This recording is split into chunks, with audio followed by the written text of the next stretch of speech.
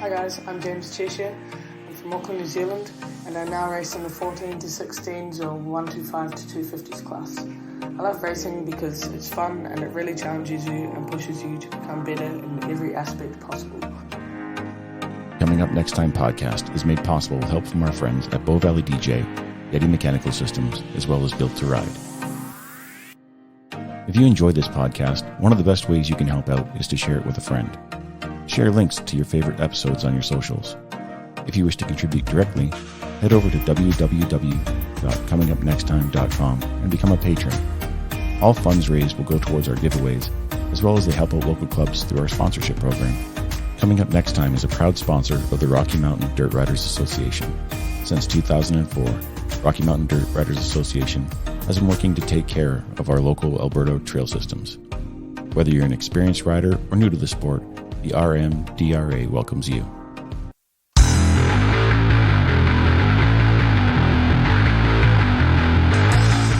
Hello everybody, and welcome back to the podcast. I'm your host, Barry Moore. My next guest hails from Niagara Falls, Ontario. He moved out to Alberta to start a new life. Some might say the decision to put down the bottle and pick up moto was a choice that altered and perhaps saved his life. We first met digitally shortly after the launch of the podcast, and it wasn't until a short time ago we met face-to-face. He's now living his best life working in a local dealership and working on being the best dad he can be. Coming up next, this is Douglas Chrysler, DC the Creator. It's as Canadian as F. Yeah. Take a pic of us still. Thanks, buddy. That was too quick, man. You gotta... Oh, no, that's pretty good. It's good. Yeah. It's those young reflexes. Yeah. That's pretty cool. All right. Thanks, guys. No trouble. So thanks for coming on the show. I'll get you to introduce yourself for those who don't recognize your voice. Yeah, so I'm Douglas Chrysler, otherwise known on Instagram as DC the Creator. Douglas Robert Chrysler Jr. on Facebook. I ride dirt bikes, man. Nice. That's what I do. And so how did you get started on dirt bikes? So what was your first bike? I got started as a kid. My father traded in his Harley V-twin for two PW50s. Or not a Harley, a Honda V-twin, sorry. Okay. For two PW50s for me and my brother. But fortunately enough, I got both of them because my brother was afraid of riding. Okay. So I got both 50s. Trashed them both. And then he traded those in for a PW80. And I trashed the living heck out of that thing too. And then that was kind of where I finished riding. That was kind of where it ended for me. Okay. Until I moved to Alberta and got my own bike. What was your first bike in Alberta then? KX250. And Kawasaki KX250, 1996. Did you trash that bike? Blew it up my third ride. Oh, grenaded the motor. Oh. Back of the piston skirt broke off and grenaded through the bottom of the crankcase. Holy shit. Oh yeah, it sucked. And so that brings that to a quick and final end. So fun ended real quick for me. I realized I loved it, so I was like, I'm not giving up on this thing. There was no way I was going to rebuild the motor myself because I didn't know anything about bikes really. Yeah. So we found a crate motor out of California. Oh, nice. And we smuggled it over the border. I shipped it to my grandma's. And she lives in the States? Or? Yeah. Okay. She lives in Tonawanda, Buffalo. And then my mom went over the border, grabbed it, drove it over, and shipped it to Alberta to me. Oh, that's pretty sweet. Yeah, it was big savings too. It's only like $600 for the motor. Oh, that wouldn't be the price here. No. Not even close. Exactly. So I was like, I'm bringing this baby back to life. So stripped the old grenaded motor out, and then, we slapped in a new motor. And how long did you keep that bike for? And then I rode that probably 3 or 4 times. Sold it, got a CRF 450. Okay. So it was a big jump. I'd say. Yeah. I was riding the hell out of it, so I was like, I could probably handle the 450. All my buddies were on them at the time too, so. Were you guys riding on track mostly, or? No, mostly just quad trail. Okay. Yeah. That's kind of where I started riding in the bush. Yep. It was like on quad trails at McLean. Okay. So like every time I went to the track, I'd get hurt. Yeah, that's what it's there for. I was on a 450 with zero experience. Yes. Trying to be like, sending it. Yeah. Track rider. Yeah. And I was not a track rider. So yeah, it was a learning curve. Like I was getting hurt constantly on that thing, trying to ride tracks. I was like, yeah, I'm going to start riding the bush a little bit more. Okay. So that's kind of where it evolved and how I like found a single track and hard enduro and stuff. Okay. So did you do a lot to convert that motorbike into a bush bike? No, nothing at all. Straight off the just bat. full send. That's fair. Yeah, it was brutal, man. I was overheating it and struggling on hill climbs that like now I could basically just clean. Yeah. Without a try. How did you find, like when I was riding a 450 in the bush in first gear, I always felt that I was launching from wherever I was to the next spot, like leaping like a frog. Yeah, totally. I could see control. that. As soon as you dump the clutch, it's just like no control. Yeah. It's just full send into the trees. Yeah, it was rowdy, man. I didn't really have a lot of fun on the single track on that bike, so that's why I started trying to find like a more user-friendly bike. Okay. And I didn't listen to any of my friends. Like my next bike was a YZ250. Basically the exact same thing, just two-stroke. Yeah. But not bush-friendly at all. Well, there's guys that would say that the YZ is a good bush bike. Yeah, it was the YZ though. It wasn't the X, so 19-inch rear, race suspension. Yeah. Stiff. Yeah, no flywheel weight. Yeah. All that stuff. Okay. So it wasn't really ideal of a bike for me. Like, I had fun on it, don't get me wrong, but it made me realize I needed a more enduro-friendly bike for the stuff I was trying to do.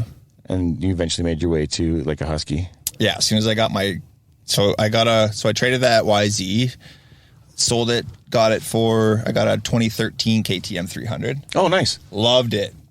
Like night and day difference. I was like, this thing is a beast. Yeah. You could do everything on it. E-start, all that stuff. E-start. But it still didn't have the counterbalance motor, and that's kind of what I was leading towards. So I just kept trading my way up, decking these bikes out until I could afford to get the bike that I wanted. And then I was able to afford a 2017 TE 300. Nice. And that broadened my horizon, really showed me what hard enduro was all about and the stuff that you're capable of doing on a more user-friendly bike. You know what I mean? Yeah, I get that. Like I have the 2018 TE 300, so it's the same bike pretty well. So just the mapping of those race bikes was just not built for the bush. No. Like, no matter what you did, you get wheel spin, right? Yeah. So it was just like, oh man. Breaking loose. Finally got a good bike. And I was like, yeah, this is where I belong. That's awesome. So that's that. And then as soon as I got that bike, that's when I started my Insta. Okay. Because I had all these sick videos, man. I was like, where am I going to put all these videos? Like, I got so much footage of these cool things. You know what I mean? Like, I don't want to delete them. No, why would you? I don't want to buy 100 SD cards. So I was like, I'll just start putting them on Insta and see where it goes. Are you not afraid one day that Insta will be gone? Or you don't care? Well, I don't care. Yeah, that's fair. Whatever. It is what it is. Yeah. So in the beginning, you did a lot of footage like with drones and stuff like that. You had like a follow me drone, I remember. Yeah, my buddy Mike had a follow me drone. Yeah. But he almost hit me with it like 4 times. Oh, okay. He would sit in his truck because he could get better light, right? Yeah. Because if you're standing outside in the sun, you got to follow the drone. It was hard to do with standing outside. Yeah. The glare off his cell phone was just too much. So he'd sit in the truck and follow us on his drone. And we were playing with it at Whispering Pines one day. I'm coming down the hill and like literally had to dodge the drone, like swoop my head to the left. Drone flies over my shoulder. I was like, man, come on, give me a gap here. Yeah, that's fair. I wonder if they can tell how far away they are. No, it was tough. He said it was tough. Like that was our first time doing it too. Yeah. But yeah, it was pretty fun. We played with that quite a bit. Good footage, just risks of the talent. Yeah, totally. So locally, I guess, you explore a lot of spaces.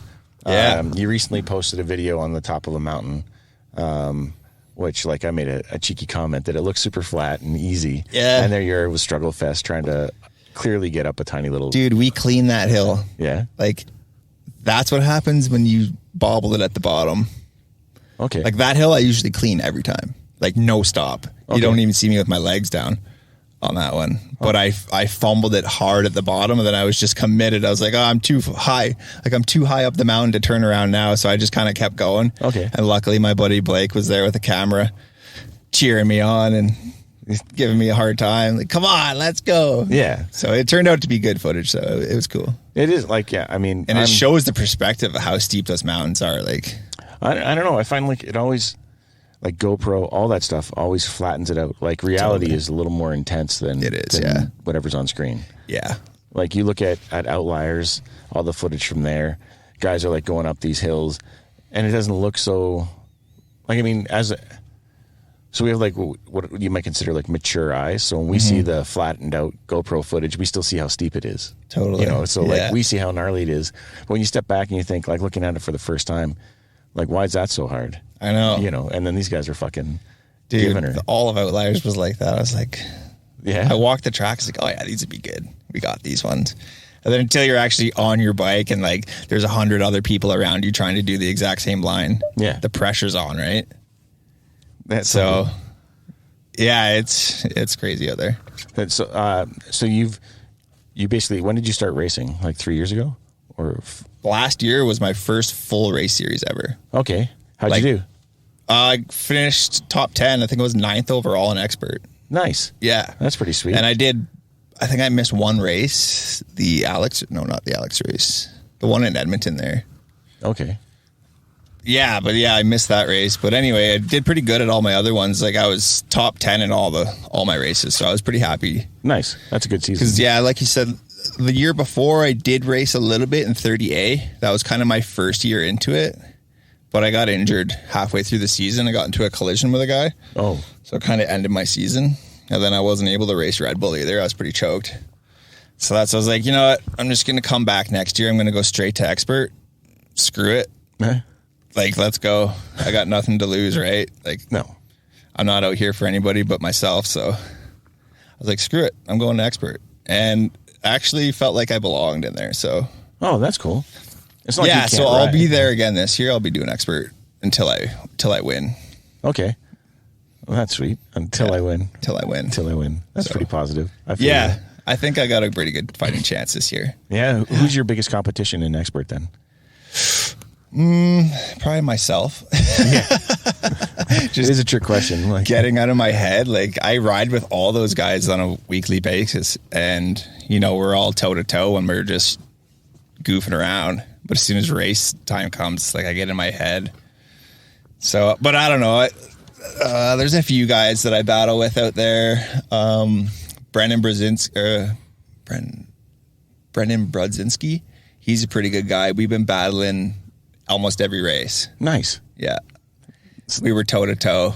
And then Elliot Boudreau, he's another one. Okay. He's kind of the guy that convinced me to go expert. Because I was like, how old are you, man? He's like, oh, I'm like, I don't know, almost 20 or whatever. Like, what? And you're an expert? It's like, holy shit. All right, cool. I guess it's possible then. Yeah. So yeah, he convinced me to go expert. So that's why I did that. That's not so bad. Yeah. Yeah. I feel like one of the nice things is having like a battle buddy, like not, a friendly rivalry versus like, yeah, like, man, so I got a good group of guys right now. Tyler Sherp. He's going to be probably my number one battle this year. And then his buddy Brooker. They're pretty strong riders. They swept the intermediate class last year. Okay. And then got forced up to expert. So they're pretty jacked right now to be in the expert class. Yep. And we ride together, on a weekly basis. So we're always pushing each other. Every time we ride. Would you say that's like the key to success in off-road is finding some people that will push you? Yeah, man. Yeah. That's a big part of it. Like if you can find a good riding crew and stick with them, you guys will go places. But it's when you bring like the weaker riders in on your rides, they kind of slow you guys down. And then all of a sudden your focus isn't training. It's helping them, right? Yeah.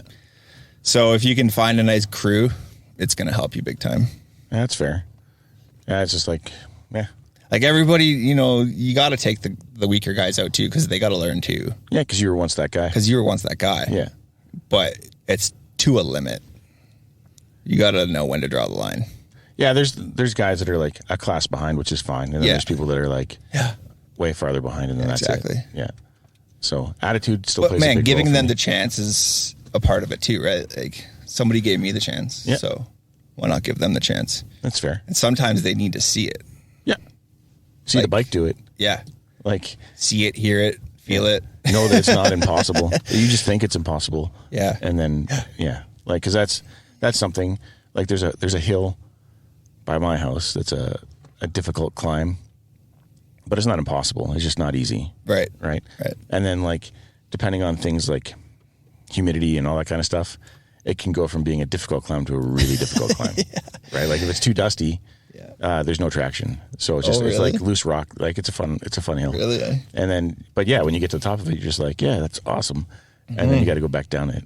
Yeah. Because it's just one way. There's no exit. So it's just one way in, one way out. Yeah. Same way. So, I mean, for a long time, I couldn't do it. And then I saw a buddy do it, like just cleaned the spot where I always followed like in the same spot. So I was just like, oh, this is kind of like the limit of the machine. And then he just cleaned it. And I was like, okay, fuck, that's me. And then I got to stop focusing on that spot and giving it like. You're focusing so much on just getting over one thing where you need to be focusing on getting over all of it, or cleaning the bottom section, or. Yeah, I just got to look past that space. Look past it, yeah. And then I have no problem. Totally. But as soon as I glance at that space, it sucks me into it. It's like, it's horrible. You stare at it too long and it just gets sucked in. Yeah, pretty much I'm losing my rhythm by paying attention to it. Yeah. And then I'm off. That happens. Yeah.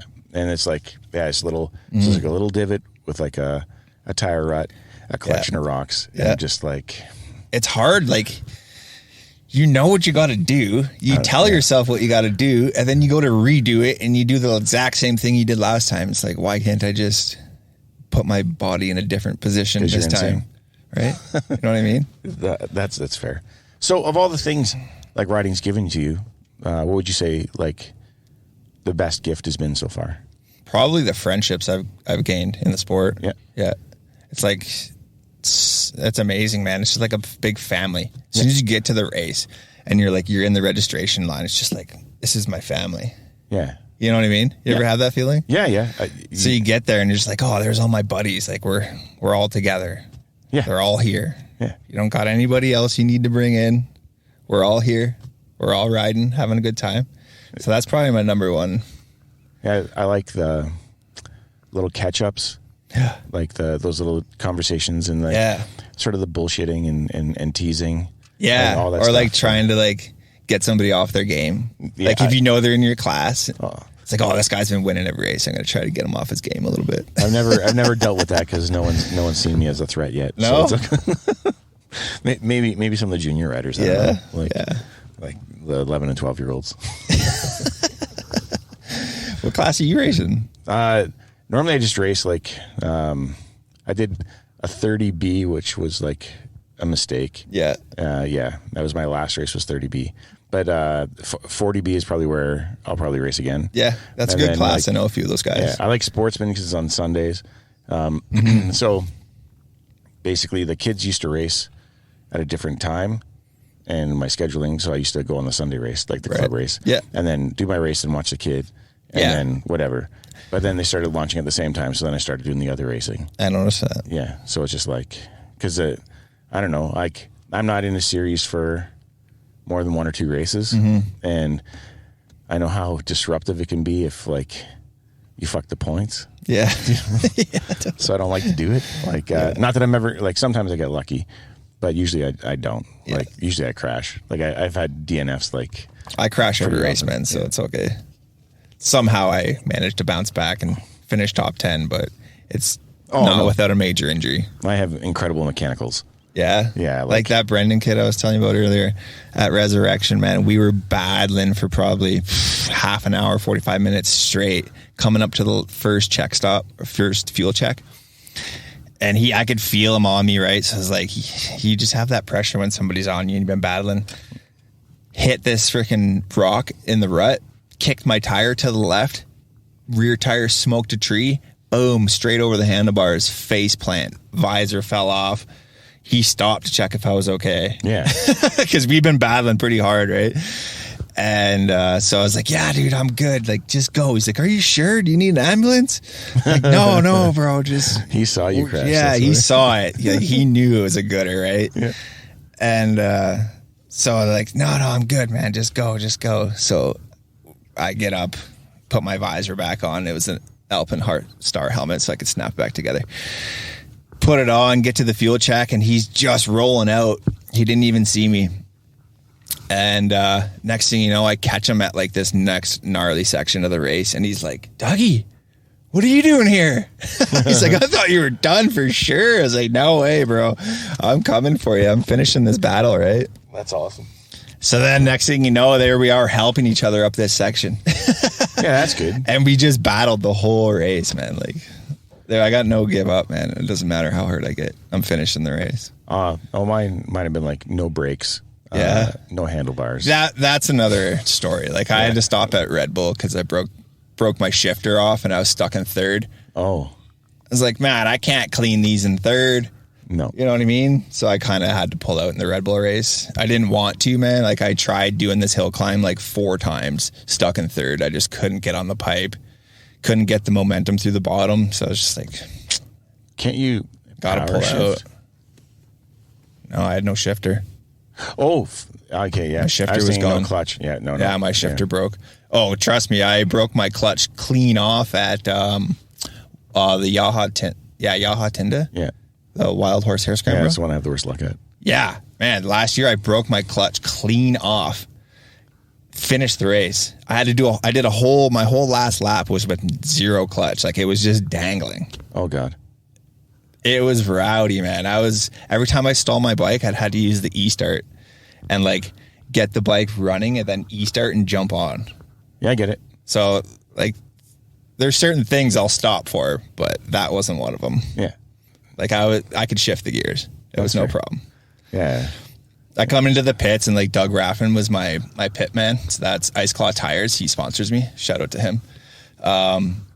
He's like, you can't give up. You got to keep racing. I was like, but I got no shifter, man. Like no clutch. Like I can't clutch. He's like, so what? You can still shift gears.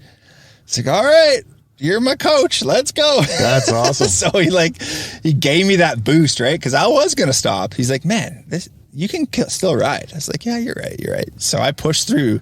I think I finished like 9th in that race. That's not bad. Yeah. I mean, it's not ideal. I lost a few positions, but I still finished. No, the Raffins are awesome. Yeah, that's super nice guy, man. I love those guys. Never say die. Never say die, man. Yeah. Dougie's taught me a lot. Awesome. He's taught me a lot. Drilled it into my head.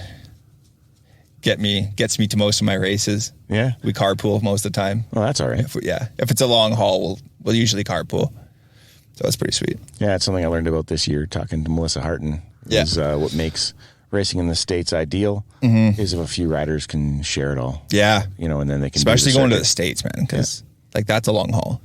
Yeah. And stays and like fuel and true, eh? It all adds up. And so anything that they can do to like mitigate the cost. Yeah. Totally. Because I mean, like, yeah, they're gonna place. Like they're not, she's not a slouch or anything. Yeah. So like, but I don't know that there's enough money in the purses to fill the gas tanks anymore. Well, that's just it too. Yeah. It's expensive to get over there. Yeah. I don't know. I don't even know how that works. Racing in the States, like you need some kind of insurance and stuff. Oh, I'm sure. What if you get hurt? What if? Like, well, I guess you fly back here and then pretend your injury happened a while ago. That's just it. Oh, snap my arm. Sorry, I got to drive back to Canada to get it fixed. Yeah, you're not allowed to fly like that. So no, I don't know. So racing in the States, I've wanted to do it, but it's just like I haven't looked into it far enough. Yeah. Well, next time I'm talking to somebody who does it, I'm going to ask them. Because like you said, man, you got to team up with guys. I'd love to get a group of guys that want to do States races. Yeah.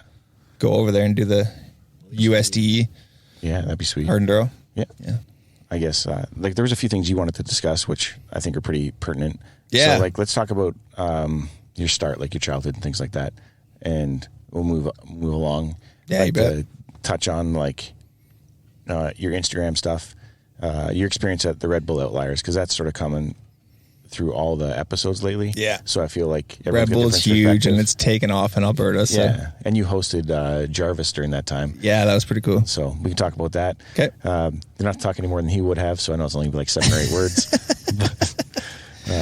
But yeah, anyway. Totally. So I'll let you start. Like childhood. Childhood was rough. Not gonna lie. If any kids are listening, stay in school. Chase your dreams. Like there's no reason you can't start following your dreams at a young age. Just set your goals and stick to them. For me, a lot of my goals didn't come till I got my head on straight. By saying that, I mean, like, quitting drinking. Haven't had a drink in over 8 years. Some people might not know that about me, but dirt bikes saved my life, I like to say, because I was on a rough path. And until I actually stopped drinking and looked at what I wanted in life didn't get better. So that's fair. So childhood was pretty rough. Like, I didn't, moved out when I was 15, had my own place. Yeah. Dropped out of school. So for 15-year-old you, though, that's pretty rad. Like, it was rad. Yeah. But, like, it's just adult you that can see. To look back on it now, it's like, man, what were you doing? But you were literally living the dream, man. I guess. It was rowdy, man. There's some things I'm not going to tell you. But. Yeah, that's fair. Kids do listen to the show, which I was surprised. Yeah, exactly. So, like, I mean, like, just stick to your goals, man. Like, chase what you want from an early age and you'll be successful. Like, some of these boys I hang out with now that are younger, I just envy them. It's like, man, if I was where you are now, you know what I mean? Yeah, like, I know what you mean. I'd be so much further ahead, but I'm not. Like, I am where I am now. Yeah, but I'm grateful for it, but I feel like I'd have a lot more if I was 20 and had my goals set on this. Yeah. And started doing it. I'd have an extra 15 years ahead of me. Yeah. I'd probably be in your shoes. Yeah. Shooting the podcast, you know what I mean? Like, well, you could do this. It's easy. Yeah. But yeah. So, yeah, childhood was pretty rough. Like, had a whole bunch of trouble, got a bunch of speeding tickets in Ontario, wasn't eligible to get my driver's license until I had them all paid off. Like, so that was why I moved to Alberta. Okay. To come here and try to make some money so I could pay the $15,000 in fines I had before I can even get a license. So I came here, had my sights set on getting my license, did everything I could to pay those fines off. Once I paid those fines off, I was able to get my license and start doing things that I enjoyed. So it's like license really for you, like for young Dougie, was like a pass to freedom. Like, it's freedom. Totally. Versus like 2 foot in a heartbeat. Exactly, right? Or 2 feet. Without a license, can't go do shit. Yeah, no, you're stuck at home. You're stuck at home, asking your buddies, trying to live off your buddies, getting them to pick you up. Like, it was just annoying. Yeah. Always having to call somebody for a ride or take the transit or, you want to grow up. You want to do the right thing. So I was trying to get ahead of life. So do the things. Yeah. So I could do the things, man. Yeah. So yeah, I came here, got all my fines paid off, got my license, started hanging out with some of the right people. I was still drinking pretty heavily at the time, doing, the wrong things, not saving my money, not chasing my dreams, just kind of partying and having fun, right? Living in the moment. Yeah. I was a rig hand making, $120K a year as a, 20-year-old kid. Oh my God. Like, that's pretty good money for a 20-year-old kid. For a 20-year-old. That just got his license back. Yeah, that's right. Right. So I was like, I got a lot of life I need to live here. So I was living it in a short period of time, doing the wrong things, drinking too much, partying, didn't really have my sights set yet. So until I met my good buddy Bryce, rest in peace, Bryce, but we met on the drilling rig and he was kind of the guy that like could see I had potential. Yeah. But I was just with the wrong crowd. So he kind of took me under his wing and was like, I'm going to move you to Golden. Like, we're going to get you out of the city. We're going to get you into sledding because, from what we've talked about, I can see you're into motorsports and stuff like that. So he like sold me a sled dirt cheap, a Mach 1, Arctic Cat 1000 for like $3,000. Oh, that's all right. It was mint at the time, right? And I was like, sick, like cool. I'm into motorsports again. Had a nice truck. Yeah. Had a sled, had buddies. I was like, sweet, life's starting to look up, right? So he found me this nice place in Golden. He knew the landlord, got me a sweet deal on it, helped me move in and all that stuff. And then we were on the drilling rig, so we had 2-in-1 work rotation. And what's that mean, 2-in-1? 2 weeks on, 2 weeks on, 1 week off. Okay. 14 days on, 7 off. Okay. So we kind of got split up. We were on cross rotation. And I didn't see him for a little bit. And I was reaching out to him because, we wanted to go sled and he just set me up. We hadn't really hung out yet since I had moved into town. And I'm like looking for him and I'm like, why is he ghosting me? Like, Yeah, I thought we were buddies. Like, sounds like you're buddies. we were best friends, man, but he passed away. So that's why he wasn't getting back to me. Oh, that's tough. Yeah. And nobody told me for like 2 weeks. So I was like, where is this guy? Right. Yeah. Go up to his house and his whole family's there, like mourning his death. I was like, oh my goodness. Like, how did this happen? So instantly I was like, well, there's no point in me being in Golden anymore. Oh, He was the only reason I was there. that's crazy. Yeah, that's dude. crazy. It sucked. Like, it sucked. I was on a major down, so I was like, screw it. I'm going back to the city. Just came back, partied, didn't even ride my sled. You know, then I was like getting in trouble with the wife constantly. We were getting the cops called on us for partying at our house, and it was just got rough That's real a bad quick. scene. Yeah. So like the same cop came to our house like 3 times in 1 week. Oh. Same cop. Yeah, well, they have a beat, right? And he's like, what did I tell you the first time? I said, if you don't get rid of this girl, you're going to end up in jail or on the streets. Like, you guys aren't. You're not compatible. We're not compatible together. Second time comes back, same thing. Third time comes back, wasn't a dispute for me. It was for our roommates. He's like, oh, you listened. This one isn't for you. We had quit drinking. Yeah. Our wife and I. So after the second dispute, we realized like we got to do something here. Like we can't keep following this path. No, it's a bad circle. It's man. a bad circle, right? We were just fighting, not getting along. So anyway, yeah, we quit drinking in between, like after that. And the dispute was for one of our roommates. The cop comes back, arrests our roommates. Like, it could have been you. Yeah. Right. So like right then and there, I knew I had to quit drinking. I just knew it. I was like, if I don't quit drinking, I'm not going to be with this girl for the rest of my life. Yeah. And I want to be. Yeah. Like we loved each other. We still do.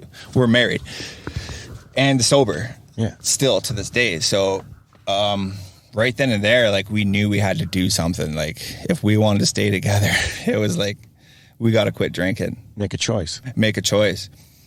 So I was like, I need a new hobby. I had that sled just sitting there collecting dust. I wasn't riding it. So I traded it for the KX. Okay. So that's when like, that's why I say like dirt bikes saved my life. That's fair. That's really fair. Yeah. Yeah. Because if I didn't get back into dirt bike, who knows where I'd be now. Oh, pretty easy guesses. Yeah. I think. Like none of them are good. Exactly. So if like anybody listening wants to take a life lesson off that. Yeah. Well, you wouldn't have your little kid, man. No, I wouldn't have my wife. Yeah. Wouldn't have my kid. Wouldn't have my dirt bikes. Who knows where I'd be. That's fair. Yeah.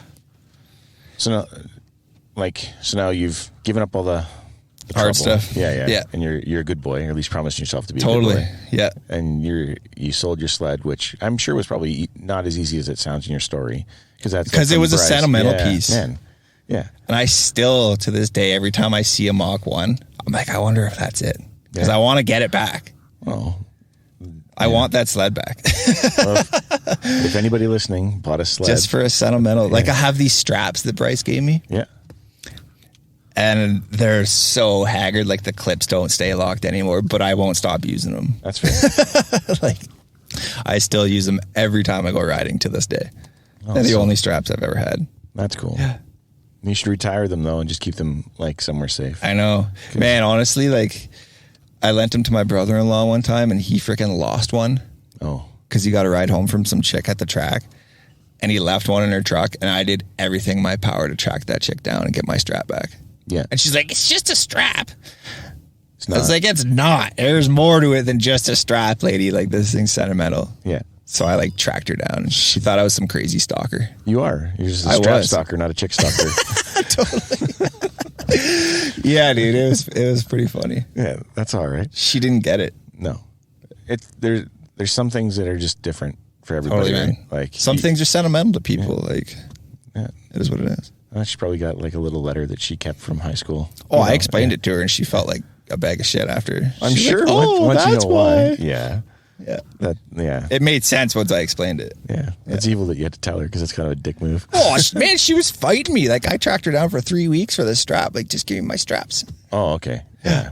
Then there you go. She's probably like, Yeah. It's $20, bro. Because she was so, like, pissed off that my brother-in-law even asked for a ride home from the track. It's like, who goes to the track without a truck? My brother-in-law. My brother-in-law. Yeah. Yeah, it was crazy, man. Okay. So then you start with a new crew. Like you develop a new relationship with motorsports. You get a new crew. You start filming your things. Yep. And putting them up. Yep. And people start like responding to it. Yeah. Was that like was that a byproduct or was that a goal?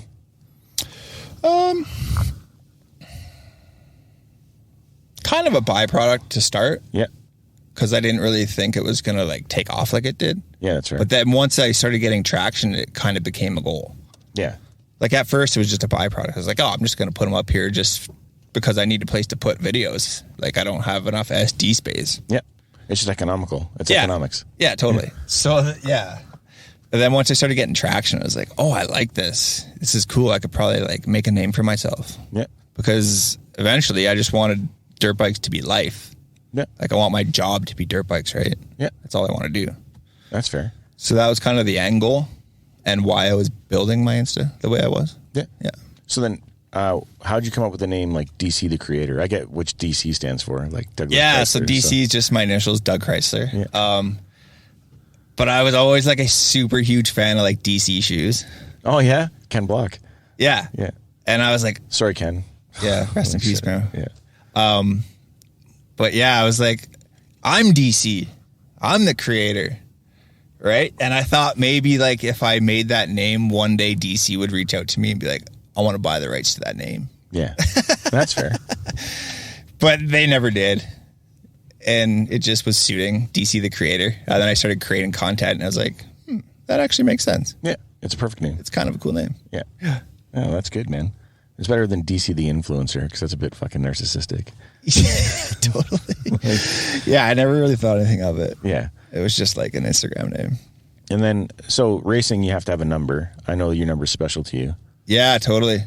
So tell me about it. 905. So that's my area code where I was born and raised. Yeah. Fort Erie, Ontario. Yeah. I actually have a tattoo of it too.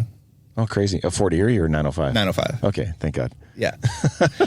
That was a story on its own. This chick wanted to go get tattoos. I just met her. I was like, yeah, let's go get tattoos. Woo! Right? Oh, this is back in the drinking days. Oh, back in the drinking days, like back in Ontario, we just stopped into some local tattoo shop, just a walk-in. We're just like, yeah, give us these tattoos. She paid for it. Nice. So I was like, what am I going to get, right? And man, you should see it now. It's because I was pretty drunk at the time, and it bled out so bad. Oh, okay. So it's like 905 on my bicep, but it's like shaded around the whole thing. Oh. Because like it's got like a halo kind of thing. Yeah, totally, because it bled out. Yeah. That's all right. But then when I started racing, I was like, oh, I should make that my race number. Yeah. That's a pretty sick number. Yeah, it is. I like it. And then maybe when I go pro, I can just be 05. Yeah. Who do you got to push out for 05? I don't know. Nobody. Okay. It's mine. All right. So yeah, that's kind of how I got the 905 number, and it just kind of stuck. I liked it. Nice. Everybody back home that like follows me on Instagram always gave me like props for credit for it. Yeah, they're like, oh, that's such a sick number. Yeah, it's like 416 or like 403. Yeah, repping your hood. Yeah. So that's kind of how I got the 905 and stuck with it there. Any regrets on the tattoo? No. Okay. No regrets, bro. Just checking. No regrets. No regrets. No. It's part of my sleeve now. Oh, sweet. Yeah. That's all right. Yeah. And then, okay, so we go from getting back into it, obviously picking your race number, you're DC the Creator. Yeah. And then you start repping Jarvis 1. Yeah. So that's a cool story. Like, so when I had that YZ, I broke my ankle at the end of summer. So I had a long winter to like sit and like look back on life and what I wanted to do with it. And I knew I was going to get a new bike because I had that one for sale. It sold right away. I had my eyes on the TE. So I was like, maybe I'll start trying to like do things with like people that are higher up. Yeah. Because like this shit's expensive. No doubt. Right. And if I can get some sponsors and get some traction, because I thought I was a wicked rider. Yeah. I was like, oh, there's no reason I can't go race for Jarvis. Right. So I was watching YouTube videos and came across a video of Graham just advertising that he's going to start his own race team. Yeah, I remember that. So I was like, that's pretty cool. Like, instantly went and checked the date of the video to see when it came out. It was like 6 days ago. Yeah. I was like, oh, this is new. Like, this is fresh. Like, people got to jump on this now, or else he's going to build a team, and then I may have lost my opportunity. So instantly I got on my Instagram, shot Graham a text message over Instagram, and he actually replied to me. So I was like, holy crap, what? And he basically just said, no, you're shit. You can't ride for us, but we need ambassadors. So that's how they gave me the opportunity. Straight up, he's like, send me some videos. I want to see you ride. Yeah, of course. Yeah. And he's like, no, you're shit. That's so beautiful. Oh, it's perfect. Yeah. Just set the tone right away, right? That's so some humble pie for you, kid. Humble pie, totally. So I was like, whatever. I'm not going to give up on you. But yeah, he gave me the opportunity to be an ambassador for them. So I was like, yeah, man, I'll take that. Nice. Like, I'll take anything. I came in looking for a spot on your race team, and you offered me this. It's like, I'll take anything, man. It's all good. Yeah. So instantly they set me up an account on their website as a dealer for all of North America. I was the first one in North America to become the Jarvis distributor. That's pretty sweet. Yeah. So that kind of had traction. I was doing pretty good with that. Got a few sales under my belt. Built a relationship with Graham. Yeah. You know, talking about that stuff. And then they approached me once they found out that Red Bull was coming to Canada. And they asked me if I would host clinics for them. Okay. Yeah, so that's kind of like what really got my foot in the door with Graham. So I was like, hell yeah, man, that's like opportunity of a lifetime. Yep. Like, you want me to organize clinics for Graham Jarvis? Yeah, let's do it. So right away, like, we had the date set. Boom, started making my ads and everything for the clinic, and man, we sold out in like as soon as I posted it. Pretty quick, yeah. Yeah, we had 40 spots available. They were sold out. Every spot. So that was pretty sick. So that's how I knew I had it in with them. Built a good relationship. Still riding for them today. So now I'm fully sponsored by Jarvis Race Gear. Oh, that's pretty sweet. Yeah, it's pretty sick. But I got to do my due diligence too, right? Got to advertise for them. Got to sell gear. Yeah. So I'm basically working for them. Free's not for free. Yeah, nothing's free, man. You got to work for it. Yeah. So yeah, that's my involvement with Jarvis. Sweet. Yeah. And so during the clinics, you had him stay at your place? Yeah. Stayed at my place for 10 days. How was that? It's fun. Yeah. It was different. Oh, it's like, yeah. How was it? Not so much on you. That's okay. It was hard, man. It was tough. Yeah. Because we had our baby 5 days prior to the day he landed. Yeah, that's crazy. Thank you, Victoria. My wife. Thank you for allowing me to do all that, because it was a time. It was hard. It was probably the hardest month of my entire life. I could believe it. Trying to balance and then like have a world-class athlete at your house. Yeah. And like all his mind's set on is winning. 100%. He doesn't care about anything else. He's just there to win the race. You know what I mean? What's it like being around that kind of focus? Like a lot of pressure. Yeah. Constantly. Like, I just felt like I was under the gun, always trying to satisfy his needs. You know what I mean? Like, what about Victoria's needs? Well, that was the thing. Yeah. My focus should have been on my brand new baby. But that's looking back. Like, that's the advantage of like that's why I say it was so hard, man, because I knew I had to have all my energy into my brand new son and my wife. Yeah. And I had expectations from Graham at the same time. So it was just like so hard to manage both. Yeah. But like, I don't know. That's why I say thank you, Victoria. Yeah, that's fair. Did he lay out the expectations, like, so that you No, didn't have to guess? Or not were you at guessing? all. Oh, okay. Bro, That's it was a terrible, guessing game. Yeah, that's terrible. I didn't know what to do. I didn't know what to expect. Like, I picked him up from the airport and he was just like, cool, what are we doing? He didn't have any expectations. He didn't want anything like spectacular or anything. Like, we went and worked on his bike and he just hung out. Okay. Yeah. Super like, his chill. only expectations were good food. Oh, what does that mean for him? Like, what does that mean? Like, healthy shit. Like, quality food. Salmon, chickpeas, chicken. Yeah. No sugars. Okay. All he ate was raw noodles. Oh, really? Like, yeah, carbs. Like ramen raw noodles, or No, just like straight spaghetti noodles. Oh, like chips. Yeah. When I was like poor kid, I used to do that. Yeah, dude. He just eats like straight elbows or spaghetti. It didn't matter what it was. Just pasta. Was it cooked or just? Yeah, it's cooked. Okay, thank God. Yeah. I just imagine him like chewing on raw spaghetti. Yeah, that's what I'm picturing. He's cut open a bag of fucking pasta. He's like, lung, lung, lung, lung. I like to make crunches. No, like, dude. Like every morning I come down, he'd have like raw oats. Okay. Ready for us. Yeah. So he'd like have raw oats. Yeah, like oatmeal. Yeah. Yeah, his diet was so just simple, man. Yeah. But like, everything healthy. No, you know what I mean? Like, yeah, I get it. There's no bullshit. No red meat, nothing like that. Oh, that's crazy. No red meat. Yeah, he wouldn't eat beef or anything. Oh, wow. Yeah, he only wanted like chicken or salmon for meat. Okay. Oh, well. Don't want to give away his dietary secrets there. You know, Graham comes to race against you, go to the grocery stores, buy all of the chicken and all the salmon, leave him with beef, and he'd be fucked. Yeah, totally. Luckily, we had a pretty good market close to the house with everything was fresh, and we just go down there and he'd pick whatever he wanted. That's all right. Yeah. And were you on the hook for the tab? No, man. He was awesome. He paid for the whole week. Oh, wow. It was awesome. That's sweet. Yeah, like my birthday was on the 23rd. He took us to get haircuts and shit. That's sweet. It was pretty cool. Nice. He's like, we got media tomorrow, mate. We better go get our haircuts. I was like, yeah, we better. That's awesome. So he took us down to get haircuts and paid for it all. Oh, wow. He bought my groceries for the week and everything too. Oh, that's cool. Yeah, he's a super nice guy, man. Yeah. Oh, yeah. Like I know Super the humble. overall experience was good. Super humble guy, yeah. But how it feels versus how it was can be completely different. Yeah, stuff. obviously like our first, like never met the guy before, pick him up at the airport. Next thing you know, he's sitting in my car. It's like, holy shit, this is real. Yeah.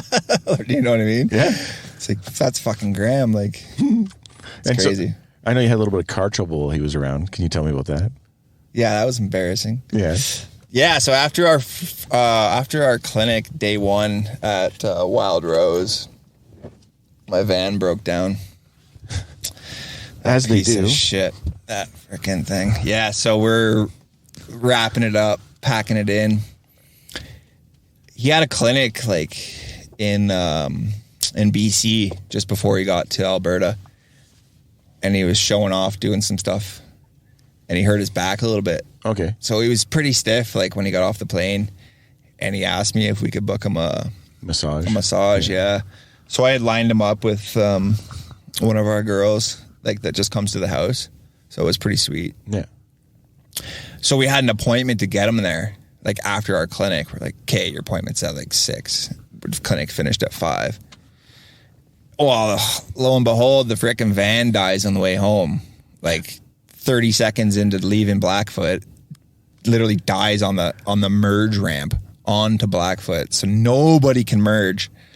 We're holding up the whole freaking road, right? I'm like, Graham, you got to get out and push me, bro. He's like, what? What do you want me to do? I was like, just push the van so I can freaking get it out of the road. He's like, no, not a chance. Not doing it. I was like, why not? like, he must not have wanted to get hurt. I didn't think about it at the time. I was just like, get us out of the freaking road, right? Yeah. So I'm like, all right, fine. You fucking steer the car. I'll push the van. Nope, not doing it. I'm like, what? I need help, Greg. Yeah, insurance and liability. He's like, he's not jeopardizing his race, right? No. So yeah, I was like, fine. Fuck, I'll push the van. You just fucking sit there. So there I am, pushing and driving. Oh, God. But I got her off the road, got us into a safe spot. It's like, all right, we're good. So I called my buddy Luke. He had brought his camper to the clinic. Yeah. So like we had a nice place to like go and eat lunch and stuff because it was pretty hot out. It's middle of August. It was a hot August. It was hot, yeah. Like it was a warm day. So we were pretty glad to have the camper. So I called Luke. I'm like, listen, the van just broke down again. Can you get Graham and just take him to his appointment? Yeah. Right. So Luke's like, yeah, no problem. I just got onto Deerfoot. I'll whip a shitty and we'll come back and get you. So he comes back. And Graham goes, can't we hook a chain onto that guy and he can drag us home?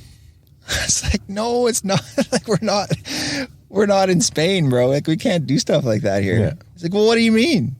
I said, well, we're not allowed to just hook a chain onto another car and tow it down the Deerfoot. Like that's a major highway. Yeah. It's like, you need to call for a tow truck. Yeah.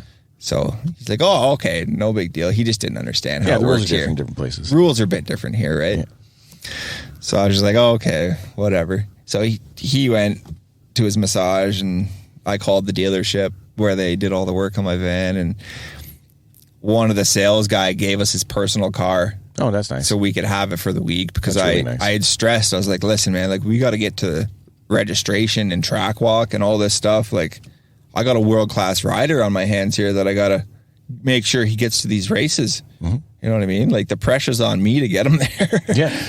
Like, so yeah, that was the van problem, like that thing. So it broke down. We got a new Dodge from Big 4 Motors. Shout out to Big 4 for taking care of us.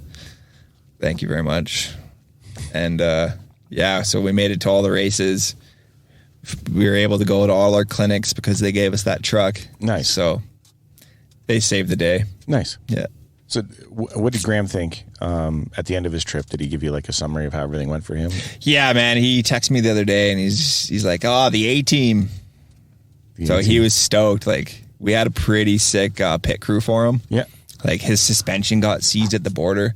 Oh, God. He didn't have the proper import docs, and he had nitrogen in his shock, and they just, like, you're allowed to have nitrogen, but you have to document it and let them know before you bring it into the border. Really? Yeah. It's like, you need a gas. TT transporting dangerous goods slip. Okay. That shows what you're transporting and what chemicals, because there's oil in there in your shocks, right? Yeah. So you need the proper documentation to travel over the border with that. Oh, wow. And he didn't have it. So they seized his race suspension as soon as he got into the States. Because that's his bike. Who are we kidding? Yeah. Right? Like Yeah. The whole bike is your suspension. Like, it doesn't matter, right? You know what I mean? Yeah. So he didn't have any suspension for the TKO race or nothing. Oh. He was on borrowed suspension for that race. Okay. And it was just garbage. He hated it. Oh, wow. So my guy, Rob Jessup, that's my suspension guy, literally bought him suspension, cone valves and everything, 6500 kit with cone valves, and it got it all set up for him so he could have a fighting chance at the race. Yeah. So yeah, he was pretty grateful for that we did that for him. I'm sure. Like, that's a big expense. Like, yeah, to buy a full set of suspension isn't cheap. No, enough. Just for a guy to race on. I know. Yeah. Once. Yeah.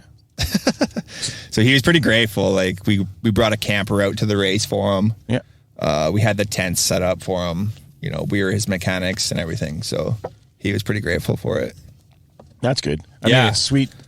I mean, it's a big tip of the hat to him. Yeah. That he shows, gratitude and all that shit. Yeah. Because some people don't. Yeah, or totally. don't think to. They're grateful and whatever, but they just take it with them out the door. Then they look back and say, hey, good job. You know, like. Yeah, man. Yeah, that's pretty He wouldn't have sweet. been able to race without us. No, that's fair. Like, I had to find him a bike. Oh, yeah. Like, it was pretty funny. Like, everybody I called thought I was lying.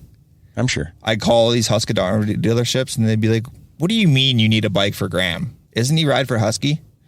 It's like, not anymore. He's Jarvis Race Gear. Yeah. He doesn't have that contract with Husky anymore. No one. Yeah. Right? So they're not just going to give him a bike. They're giving him 1 year track. Like, Yeah. So listen to this. So they gave us a bike 2 days before the race. Oh, Husky did? Yeah. Oh, well, yeah, they want him on one. Yeah. So they gave him a bike 2 days before the race, but that doesn't do a guy any good. How's he test? Yeah. You know, like, how's he get his bike ready? How's he get decals on his bike? Like, you gave it to us at the race. Yeah. You know what I mean? So we didn't even end up using that one. Like, he used the one that I found for him. Okay. Because he's friendly on it now. Like, Yeah. Yeah. Yeah, because we did our clinics on it. Yeah. So he had his suspension in it. And then It's all dialed in for him. Yeah, he had we had to hook up his TSP kit. Yeah. Hook up his suspension, put his plastics on, switch his bars. Yeah. You know, the guy was flying with handlebars, a seat, and a plastic kit That's hilarious. in his duffel bag. Yeah. Like, he showed up, one duffel bag was just a seat, a TSP kit. Yeah. What's a TSP kit? It's a TSP head. Oh, okay. Yeah. Yeah, all right. High compression head. Yeah. TSP's the maker, manufacturer. yeah. So I was thinking electronics. That's one of his sponsors. Oh, sweet. Yeah.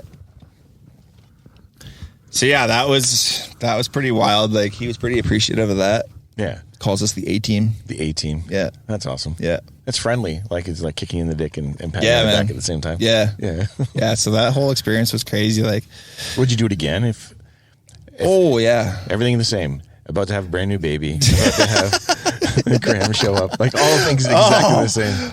Oh. No. No? No. I wish I was there more for my wife. I'm sure. Yeah. Yeah, you can't go backwards, right? Like, No. Yeah. Like, it was hard, right? Like, bringing a baby into the world 5 days in. Yeah. She came to the clinic with the baby. She's a rock star, man. She is, bro. The kid was 5 days old, and he was down at our clinic watching. Yeah. But don't you think, like, even a little bit, like, she's known you a long time, back from when you were a fool even. So don't you think there's a little bit of her that just likes to see you have, like, this moment in the sun? She did, yeah. Yeah. And that's kind of, like, I asked her for her permission before we did all this. Like, I'm sure. It's hard to ask a pregnant wife that's due any day. Yeah. Like, they'll just tell you anything to get you, to shut up, basically. But at least she will. Can't speak for all yeah, the like, pregnant I was girls. stressing. I just kept trying to stress the importance of, like, what was happening. Yeah. And how important it was for Graham to do good at the race. Yeah. Because she didn't really know who he was either. Yeah, Like, well, there's that. until she started, like, following him and seeing his fan base. Then she didn't really realize how, like, big it was. Yeah, a million and a Yeah. few people Yeah, follow right? him. She's like, whoa, like, this is a celebrity. Yeah. Like, he's staying at her house. Like, it didn't really kick in for her at first, No, I think, until he was there. yeah. Yeah. And it's just weird. It's a tough thing. I know, like, at my house, I'd have a leg up on you. Like, my kid's a little older. Yeah. And my wife knows who he is. Yeah, Give me an easier totally. pitch. Like, this year's going to be way easier. He's coming back again. Nice. We're going to do it all again. Nice. And he was asking me the other day, he's like, is the young one on a bike yet? Not yet, but Not soon, yet. man. Yeah. But probably by the time you're here, he'll be running at least, right? Yeah. He'll be a year. Yeah. Oh, yeah, that'd be good. Like, it sounds crazy, but you'd be surprised, man. Yeah. Like, He'll be walking. I got a strider for him. Yeah. So I'm sure he'll be striding around. my kid was like, Yeah. like he didn't walk at 1. He was a late starter for walking. Yeah. But by the time they were 2, they were doing strider at the daycare. See, that's sick. Every day. Yeah. And so, like, these guys, like, that's where I saw that he could ride.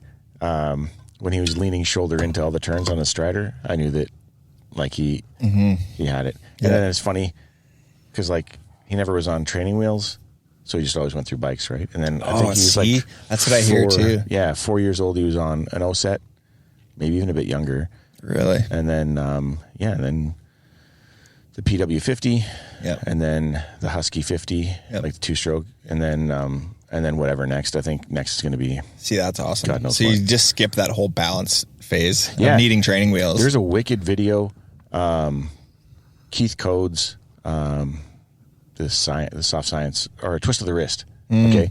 And there's this little bit in the beginning talking about training wheels and turning and all this stuff. And they lay it out. Yeah. How on training wheels, when you turn left, you go left, and you turn right, you go right, because there's all these points of contact. Yeah. But on 2 wheels, you turn left and you go right.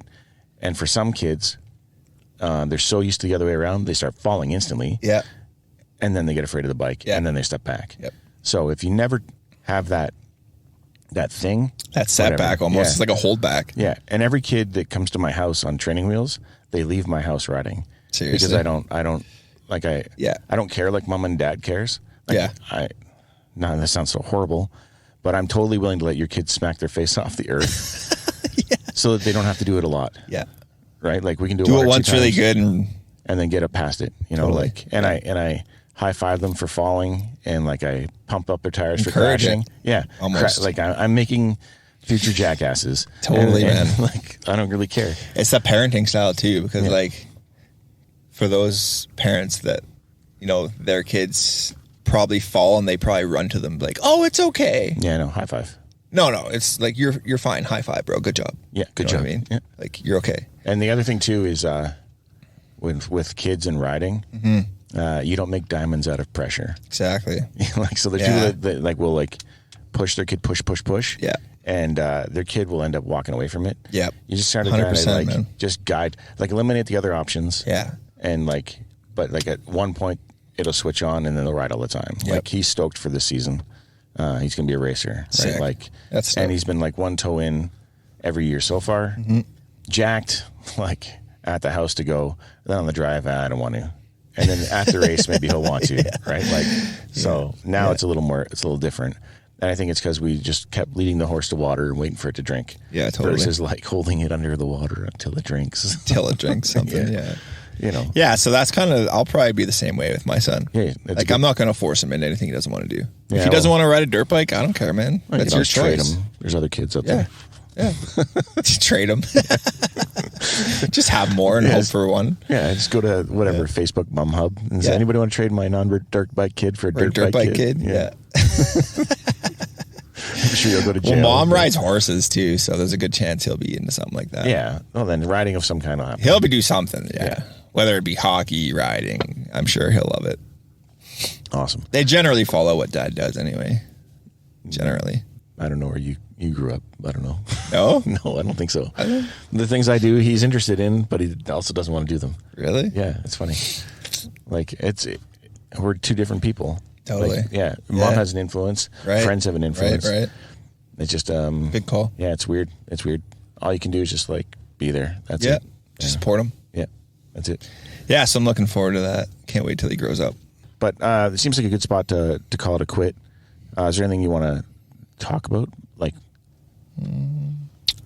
no, I'd just like to thank my sponsors. Okay. Without those guys, like, I'd still be struggling. That's fair. To pay for everything. Fair. Flow Vision's been really good to me. Peter and Kathy Esler, you guys are awesome. Thank you. Doug Raffin, Ice Claw Tires. Without you, I probably wouldn't even ride winter because he hooks me up with tires. Yeah. And they're pretty sick. Nice. I see them all the time. They're awesome, man. Yeah.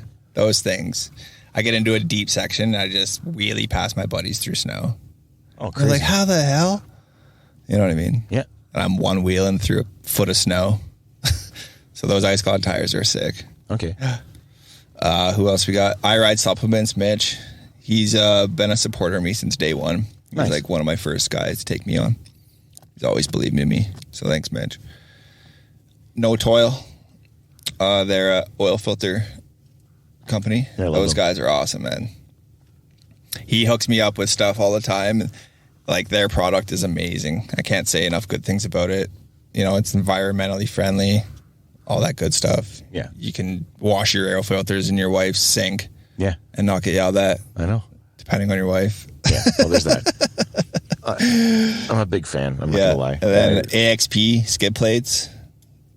Yeah, they're pretty awesome. They hooked me up too. And then probably one of my most favorite sponsors that's really changed my riding was Astra handlebars. Yeah. They've been amazing. As soon as I put those bars on, I felt like I gained like 10 miles an hour through the trees. It was just like astronomical change. So Astra handlebars has been pretty huge. So thanks, Astra. And coming up next time. Without them, I'd be nowhere. Coming up next time podcast has been like my number one. Like, Barrymore here has showed me the way. Listening to his podcast and listening to those guys that he's interviewed really showed me the way and taught me how to be a good ambassador. So thank you, Barrymore, for that. Well, I appreciate that. And then my number one supporter, my wife. Without you, I don't know where I'd be today. So I thank you. And I love you very much. So thank you, Victoria, for everything you do. And giving me a beautiful son. That's awesome. Yeah. She should have been here for that tearing up time. She'll cry later. I know. Well, you're crying now, so it's all fair. Yeah, it's all fair. That's not that right there. Well, that brings us to the end of another episode. I want to thank my guests for taking the time to sit down and chat with me. A special thank you to you, my supporters. Without you, this would not be possible. If you enjoyed the show, give it a 5-star rating. And if you haven't already, be sure to like, subscribe, and share. If this is your first time listening, I encourage you to take the 3-episode challenge. Once again, thank you for your continued support, and stay tuned to find out what's coming up next time.